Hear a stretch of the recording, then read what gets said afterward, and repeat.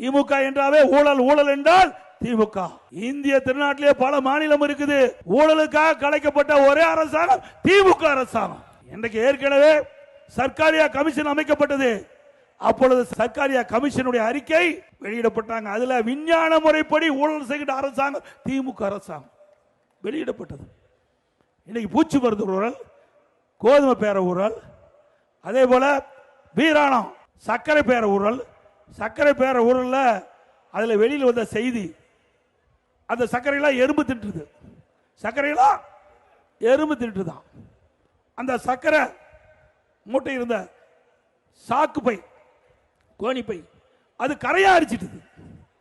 எவ்வளவு விஞ்ஞான முறைப்படி அன்றைய இருந்த அரசாங்கம் அறிக்கை தாக்கல் செய்யப்பட்டிருக்கு என்பதை எண்ணி பார்க்குங்க. இப்படி விஞ்ஞான முறைப்படி ஊழல் செய்கின்ற கட்சி திமுக கட்சி. அண்ணா திமுக பற்றி பேசுவதற்கு எந்தவித தார்மீக பொறுப்பும் இந்த அரசாங்கத்துக்கு இல்ல, இந்த திமுக கட்சிக்கு இல்ல. அதனாலதான் மத்தியிலே பார்த்து எப்பொழுதும் பேசிக் கொண்டிருக்கிறார். திரு ஸ்டாலின் அவர்களே, எங்களுடைய ஆட்சி குறிப்பிடுங்க, நாங்க பேசுறோம். மடியிலே கணமில்ல, வழியில பயம் இல்ல. திரு ஸ்டாலின் அவர்களே, அண்ணா திமுக ஆட்சி தான் தமிழ்நாட்டு மக்களுடைய வளர்ச்சிக்கு அடித்தளமாக அமைந்தது. இந்திய திருநாட்டிலே பல மாநிலம் இருக்குது.